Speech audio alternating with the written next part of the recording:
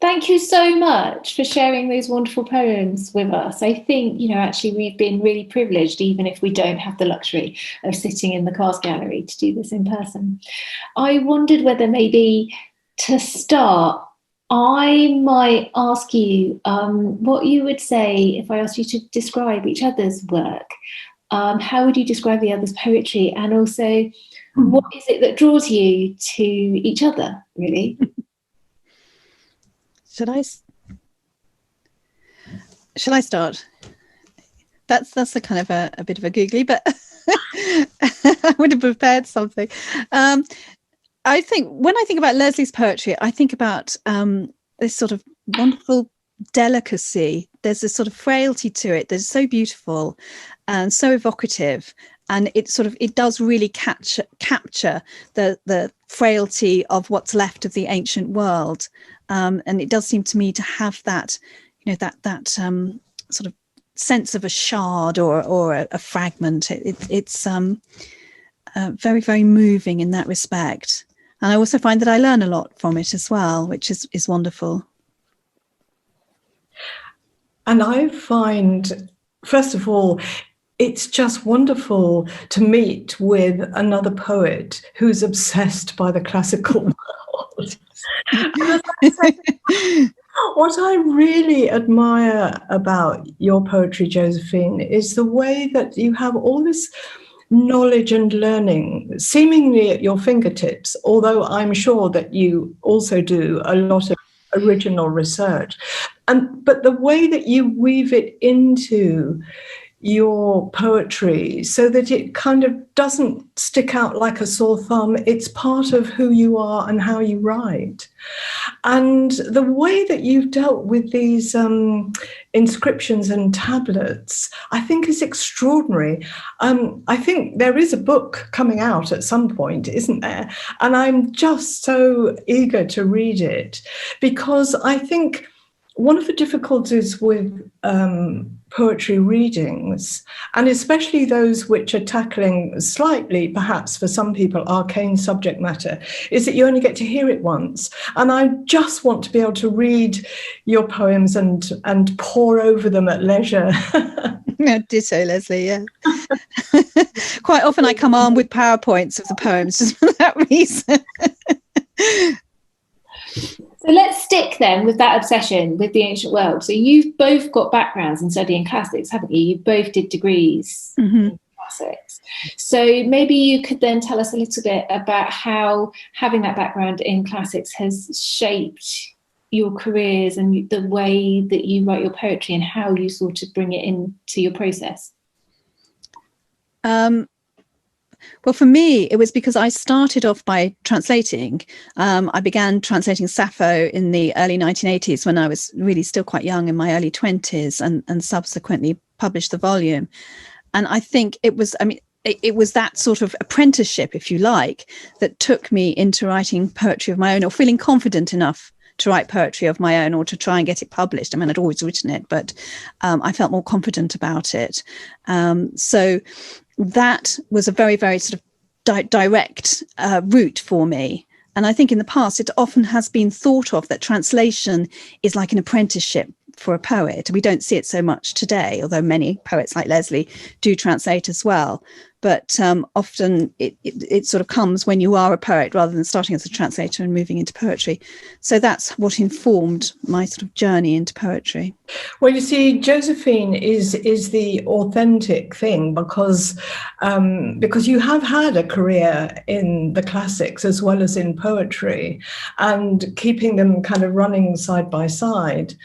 Whereas I did my first degree in classics and then moved away from that for most of my professional working life. I've been working in education, and but I have been writing poetry on and off all that time. And it was a few years ago when I realized that some of my poems kept harking back to the literature that I'd read at university, and especially the way those those foundational epics, the Iliad, the Odyssey, and the Aeneid, kind of work away inside our heads in ways that we don't perhaps realize at the time. But especially if you've had the opportunity to learn Latin and Greek at school, they're with you in your formative years. And they walk with you through your life, like a kind of shadow beside you. And so it was when I realized how much of my poetry was concerned in some way, even indirectly, with that body of literature, that I decided to put Nomine Domini together. But I feel like a fraud, because I don't have a strong scholarly background in those languages in quite the same way that Josephine does. But this question of translation is an interesting one, and how having to get inside the mind of another writer can really shape your own work, again indirectly, but to be looking for how the connotations of one word can sit with the connotations of a word in a different language.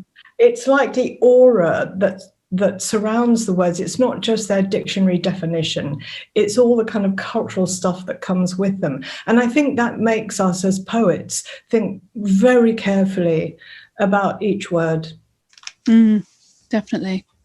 I sometimes too much, perhaps, I think, because with translation you have infinite possibilities of what you might use when you're translating, and sometimes I find that might get a bit in the way of writing my own poetry, because I'm constantly editing and revising, and I'm constantly thinking, oh, maybe this one is better, that one is better, and so it's hard to get out of that mindset and maybe loosen up a bit more. I'm sure many a classic student would agree with that, the endless possibilities of So with that in mind, I wondered how, obviously you would recommend a classics degree today, because your love of the classics that grew with you through those formative years and through your degree has stayed with you and is still really important to you today. So I wondered, how would you recommend a classics degree to students now? And also, maybe if we could think a little bit about where you think the relevance of the ancient world sits today, because sometimes it's a hard sell, right? I mean, 2,000 years ago, 2,500 years ago, why should we still care? What I think is amazing is how many students are coming to it. And I know that huge amounts of work is being done in this area by a lot of amazing academics to bring new students in, perhaps those who haven't had the opportunity to study Latin and Greek at school, which is wonderful. But I think the texts are still so important to us, as we see in so much, as Lesley was talking about in the reading, in so much of contemporary poetry, even for those who haven't had any classics background, who are using classical texts as their foundation texts for their work. So we can see that it's still really, really relevant to writers today. One of the wonderful things about a classics degree is that you don't just study literature, you study history, you study archaeology, you study art, you study philosophy. So you see the world in a round. And I think that that training is so important for you in later life, because you've got an enormous sort of spread of knowledge and you can see a world in its sort of entirety, rather than getting narrowed down into one discipline. Lesley. Yes, well, I can't put it any better than that. I think there are kind of two reasons and you've just expressed eloquently the thing about the breadth and the depth of a classics degree, even at undergraduate level. That is so important for understanding where we've come from and where we might go to as a society. And then there's the other aspect, which is just the beauty and extraordinary variety of the literature. And we are served so well by translations of classical literature now, which I think perhaps wasn't the case when I was studying in the late 1960s. But the wealth of translations, the way that people are making versions of or responses to, as well as literal translations of the poets. You don't need to have the languages, although I think it helps tremendously if you do. If you can summon up the energy to learn Latin and Greek, you will be so rewarded for doing so. Yeah. I think it's become a much more of a creative subject than it was in our day, Lesley. There's so much more creativity going on within the subject. Classical reception is this huge area that didn't even exist when I was a student, and I would have loved it. I would have absolutely loved it. And of course, now we're all sort of turning our eye to thinking where the limits of our subject should be, the right place, and whether we should expand them, and whether we might look further afield, and how we might do that. Which I think is really important too, and will lead to lots more exciting opportunities to rethink. Absolutely. I mean, it's wonderful to see classics moving out of just, Greece and Rome and right out into the further ancient world. And I think that's one of the things I found quite interesting about the Roman Britain, the tablets and the artifacts and everything, is how it shows how absolutely diverse this culture was, even in Rome and London, which was, at the absolute end of the empire, and probably was, seen almost like Alaska, this kind of end post. But it had this amazingly vibrant, thriving community of people from right across the world. And you think there's a well of possibility there sitting within the classical texts themselves, because, and the resources, if the evidence that if we go beyond these ancient texts to things like your stylus and lots of your other objects, so often the classical world is held up as the exact opposite of diversity. So, maybe it's sitting there for a new generation of, creative people, poets, artists to explore how perhaps we have siloed Greece and Rome. I definitely agree with that. And I think previously in my work, I've been much more concentrating on, Catullus, Ovid, writing out of texts that are monolithic. And it's wonderful to start looking at texts that are completely from the opposite end of the spectrum, which show us the voices, as I said, that we don't normally hear, and the people that we don't normally see or even think about. So I think there's a huge amount of opportunity there to merge archaeology and visual art as well, because that's giving us other stories too, into poetry and creative writing.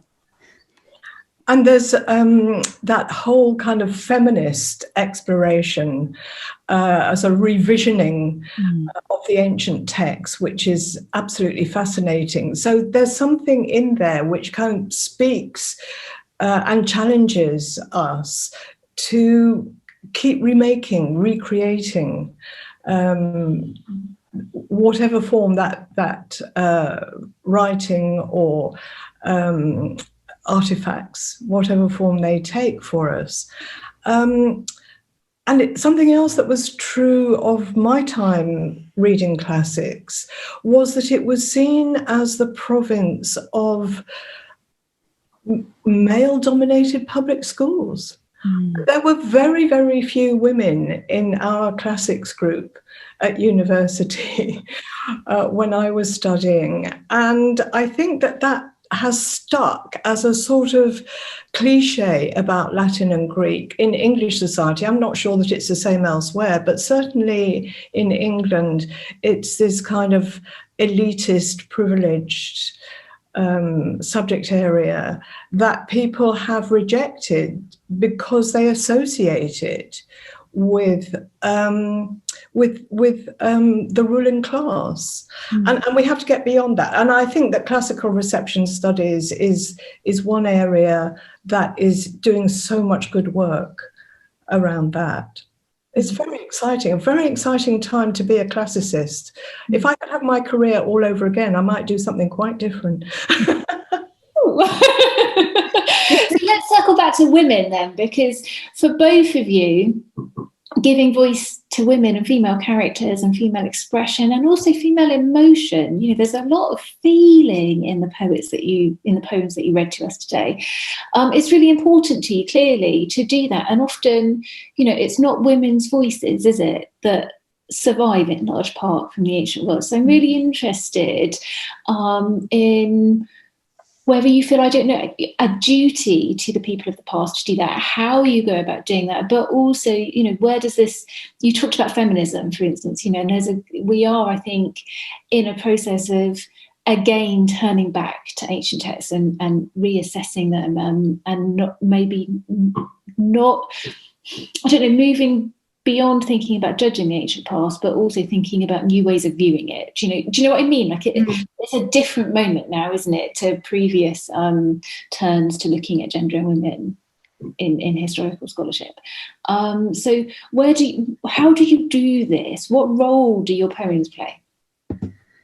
I think that poetry is obviously a very powerful force in this, because poetry is one way of telling the stories in a very vital manner, in a way that draws the audience in.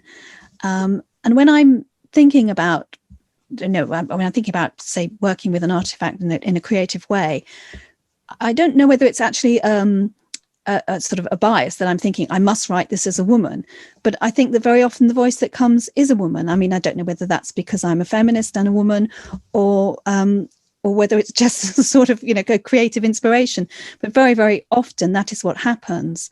For example, with the stylus, I think mostly a lot of the scholarship is interested when you get something like that which shows literacy. A lot of the scholarship was interested in sort of traders, soldiers, the kind of the men that might have been having this stylus and being able to read it. But I sort of thought, well, no, I'm interested in the fact that there might be a woman in this story, and that just sort of sometimes just comes out of the ether, but it's very, very important that it does. Yes, and I think it's partly we assume a familiarity with classical text, which impels us in a way to listen out for the voices that haven't been heard. And now, as you say, Josephine, the texts and the written material that hasn't been explored. Because we've got permission, as it were, not to deal with the big ones because they've already been, done to death in a way, except that I recently revisited Book 6 of Virgil's Aeneid because I wanted to compare the translation that was done by Seamus Heaney a few years ago and published posthumously with what the American translator and scholar Shadi Barch had made of the same book in her translation of the whole of the Aeneid. Because there is such a depth of emotion and subtlety in Book 6. And I think if we regard the Aeneid as it has sometimes been portrayed as purely propaganda on behalf of the Emperor Augustus, that it's an imperialist and colonialist narrative, we miss a lot. And so there is, even with the things that we think we know, there is still so much to be drawn out of them. And given a more modern sensibility in a way, because every age, this is a truism, every age needs its own translations. We move through these huge cultural moments, and we need translations that do justice to the cultural moment that we're living in. And so I'm fascinated by what different kinds of translations have to offer us. And in this cultural moment, at the moment, of course, actually, we've got a glut of new inventings of those big texts, not just new translations by women, of which we've had quite a few recently, but rethinkings of some of those big texts and some of those big myths. I'm thinking of Circe by Madeline Miller, for instance, which is so inventive in its retelling. But I'm really interested actually in how we go about giving voice to those unheard voices that you mentioned, because of course it's the marginalised of the ancient world, the slaves, the women, the poor, that so often we can't either see or hear in our evidence. And that leaves us, certainly as academics, as scholars, as curators and historians, in a bit of a quandary, because we owe it to them in a sense to give voice to them, but at the same time we don't have that grounding in lots of evidence to do it. And what you do in your poetry is one way of doing that. So I kind of wondered, how do you tackle that issue of, it's a fine line to tread, isn't it, to give voice to the unheard? Definitely. And I think archaeology is one area where you do hear those voices. That's a sort of kind of mixed metaphor, but you find those voices and you can make them heard, because obviously you get something like the writing tablets, the Bloomberg writing tablets, and a lot of those have been written by slaves. They're quite clearly written by slaves, and they might be acting on behalf of their masters, but this is unusual stuff for us who are used to Virgil and Homer and so on. So I think those are very, very valuable texts, and treating them as sort of texts as well as archaeological artifacts is quite important, because this is where we're finding history and poetry from the ground up. And poetry has permission to do things that perhaps other more, shall I say, academic forms can't really, because you can imagine a whole life. Just like Josephine has done in her new book. And in a way, there's an ethical task to put yourself in the shoes of people whose lives you can't know about, but which you can imagine. And it's not just about the imagination, it's also about the values and attitudes. As you said, Susanne, it's about the marginalised, the oppressed, the people who've been made to disappear. And so poetry can bring everything that it's got in terms of forms and perspectives and techniques, musical techniques.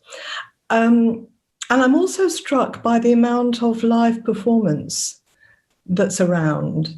I'm thinking at the moment of live canon in particular, led by Helen Eastman, but also there's some work being done at Oxford to really bring things alive in a way that speaks for a modern audience. So I'm really interested in that, because I guess we all tell stories, right? Whether we're telling academic stories, it's still a story that we weave. We're just doing it slightly differently and with different constraints on how we tell that story.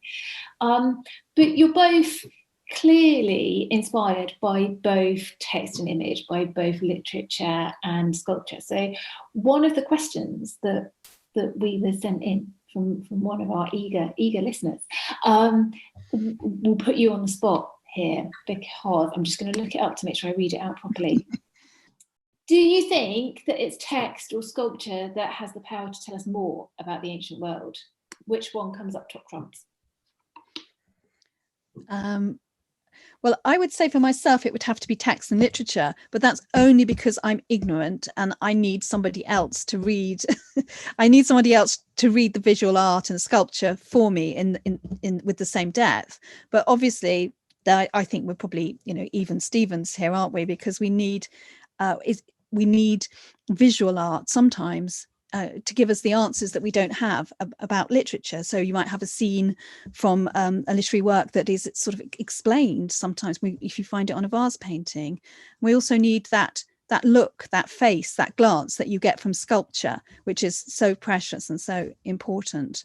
So I'm going to sit on the fence and say I think they're both the same. Well, I think it's partly what you said earlier, Josephine, about the hidden and the marginalised. And because literature very often tells the story from the point of view of the victors, as it were, or the survivors. So we need sculpture and the rest of archaeology to fill out that bigger picture. But personally, I think my initial response would have been literature every time. But then I remembered that when I was a young woman and I made a visit to Greece, a kind of pilgrimage, actually, and I saw that statue, the charioteer at Delphi, and I fell in love with him. I mean, you know, I just felt completely overtaken by the beauty of this sculpture. I knew nothing about it technically or historically or anything like that. But that figure, as you say, Josephine, the look in the eyes, the stance, the posture, the physical being.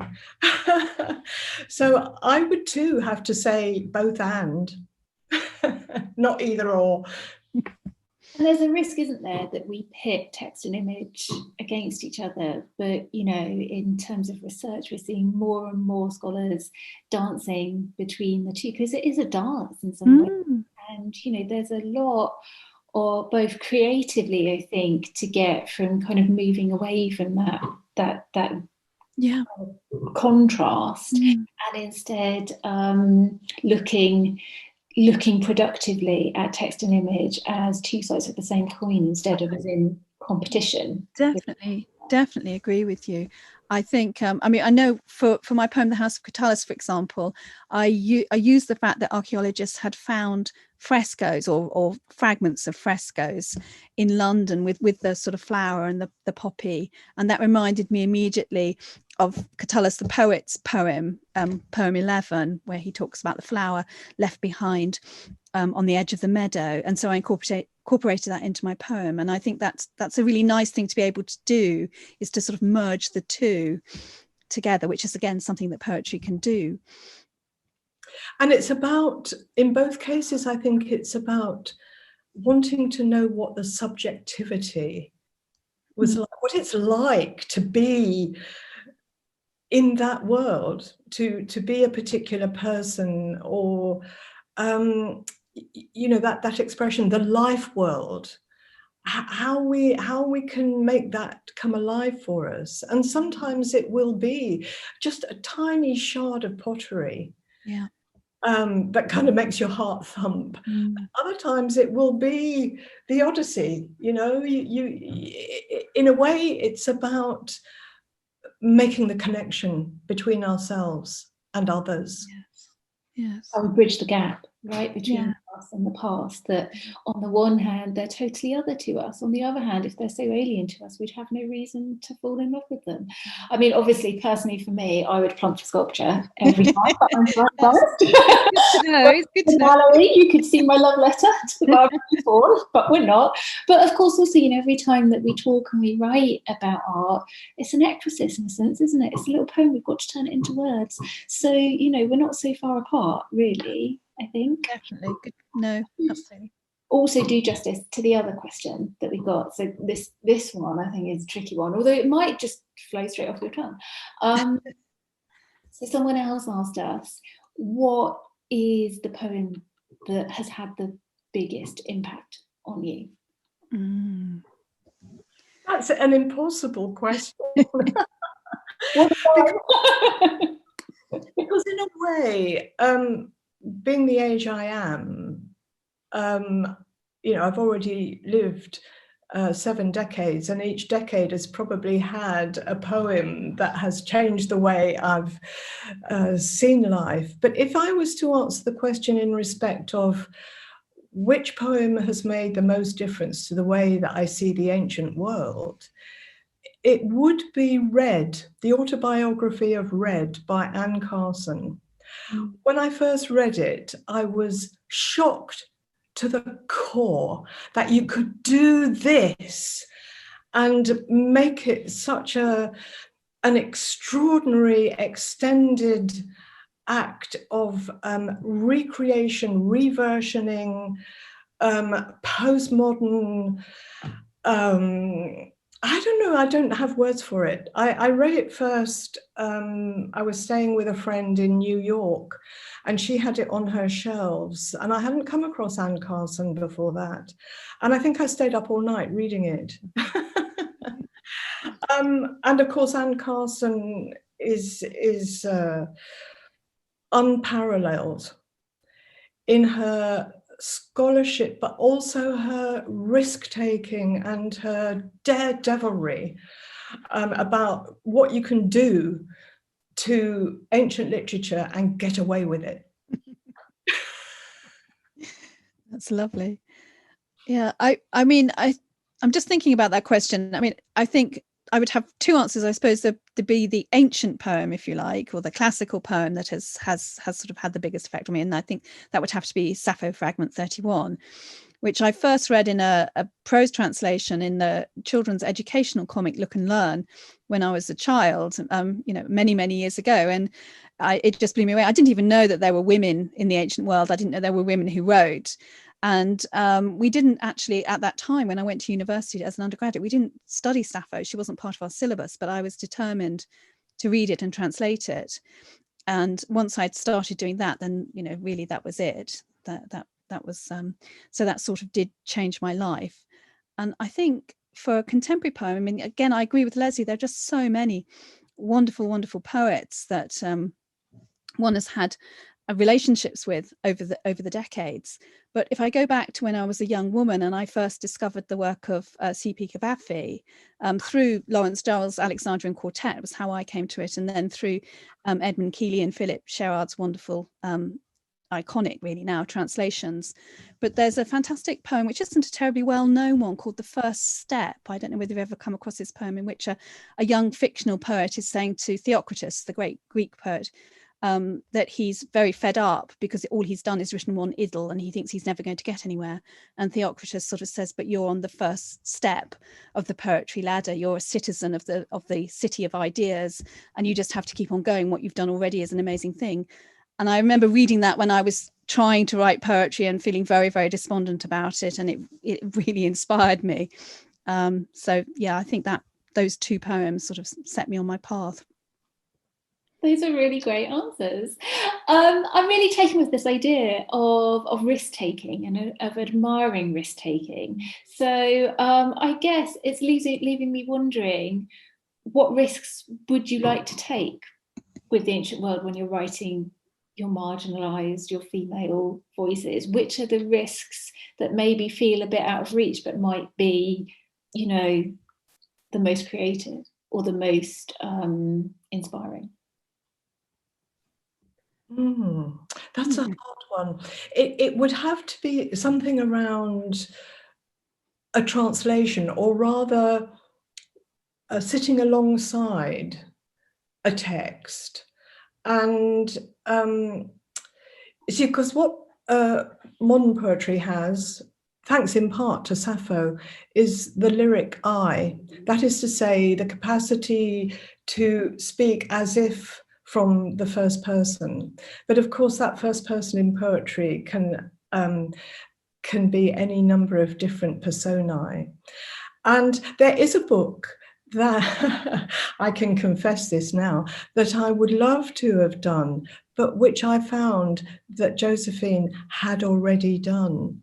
And it's that anthology of the ancient Greek and Roman female poets, which is so it's such a wonderful achievement, because again, that was before classical reception studies figured large. I can't remember when it was published. Can you, Josephine? And 1996, I think, was the first. 1996. And I was so admiring, but also so envious. Well, I think we're even on that score, Lesley. And I think that's something that I might like to do in future, is to be able to feel back at home in both Latin and Greek. Greek, I've lost so much Greek. I still have a fair amount of Latin, but Greek has been harder to hang on to because of its complexity. And I would like to become more inward again with how the language works, in order to be able to take justifiable risks with translation. Does that make sense? Yeah, and I know exactly what you mean, Lesley. I think that's that's something that we all feel, and I think for myself too. You mentioned Anne Carson, and I adore the way that she sort of slips in an academic essay into the middle of a poetry collection. And I would love to be able to take those sorts of risks, which I think the British poetry establishment, if you like, is not so keen on. I mean, I've got ticked off for having too many notes in my poetry collections and that sort of thing. And I would really like to be able to take more risks with merging the scholarly and the poetic, if there was an audience out there for that. So it's really interesting to me that for both of you, the risks that you're talking about are sort of about whether you feel you can stray into the more academic side of things.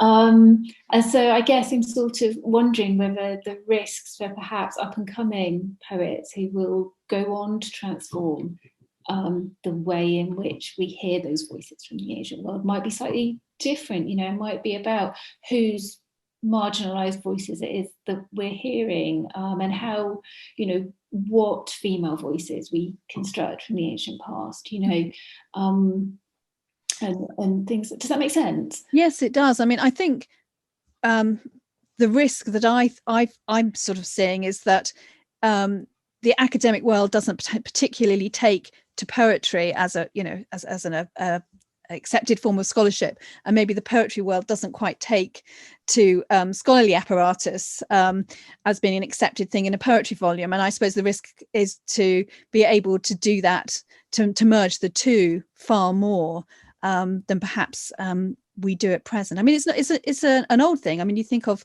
Ezra Pound's homage to Sextus Propertius, and a Latin professor said there was nothing left for Pound to do except to commit suicide, because he took so many risks with the original text. So we are sort of reinventing the wheel a lot with that, but it was still, I don't know whether we're getting a lot further in each side being accepting of the other's approach. And I agree with you, Susanne, that hopefully a younger generation will come and sort of start to batter those doors down completely. I suppose we should draw things to a conclusion, really, shouldn't we? I wondered whether, by way of conclusion, I've asked you lots of questions. Have you got any questions for me that I haven't already, given away my answers on? You don't have to have any questions for me. Josephine can edit this out. Well, I've got a quick question, which you can probably give a very straightforward answer to. Have you had a poet in residence at the gallery? No, we haven't had any residencies. We're tiny and we really lack space, but some of our sister museums in the University of Cambridge have. So, for instance, the Polar Museum has had very successful residencies. We haven't had any artists in residence either. Again, space would be a big constraint there. But we host a lot of temporary exhibitions, And we host events like this one, and we've had, readings of Homer in Greek in the past. We have had musical performances, in fact. There's a singer called Anna Neal, who actually you might both enjoy. So she released an album a few years back that's inspired by Pompeii. So she gives voice through music and lyric to people of the past. And she's great. So, we dabble, but we haven't had a residency yet. No. And I'd like to ask you, what's your favourite piece of sculpture in cast? And I've got a lot of babies. 450 casts on display. I've got two favourites, and answering this question has gotten me into trouble in the past. So my love letter is to the Barberine Faun. He has a love letter on display next to him. But also there's, next to the Barberine Faun, in fact, in the gallery, there's a Dionysus in a fawn skin. And I adore him. I adore him because originally he stood with his back against the wall, and it was just another naked youth. They're 10 a penny in the gallery. You can't swing a cat without hitting. And we had to move him because we were very lucky, and we got a cast of the Terme boxer, and in order to get him out on display, we had to move, I think, 6 statues. They all went round into other places, and by moving him, we discovered he had a very peachy behind, and it was now displayed to its best advantage. And of course he did. He was a Greek sculptor. telling this answer to a local newspaper photographer at the same time as our friends from the museum's bum team on Twitter had counted all the bums in our museum, resulted in me giving a lot of interviews about museum bums for about 2 months. I have many favourites. It's not that they're all my favourites. I love them all dearly. Well, thank you so much. I feel like we've been really lucky and privileged to be able to host this, even though, in an ideal world now, we'd be possibly cracking open a bottle of wine and enjoying a glass amongst the cast. Maybe we can do that at some point in the future. Hope so. When we reopen. And I hope too that to those who are listening to this, keep an eye out for when we reopen, because we will reopen and you will be able to come and visit us soon, and we would love for as many people as possible to come and see us when we reopen. So thank you so much for spending this amount of time with me today. I feel really privileged. Oh no, thank you. It's been really lovely for you to have us. Wonderful. It's been absolutely a joy, and really great to be able to use the technology to be able to communicate with each other and especially with the audience. And yes, here's to when you can reopen and we can all get together. Yes, absolutely. It won't be long. It won't be long.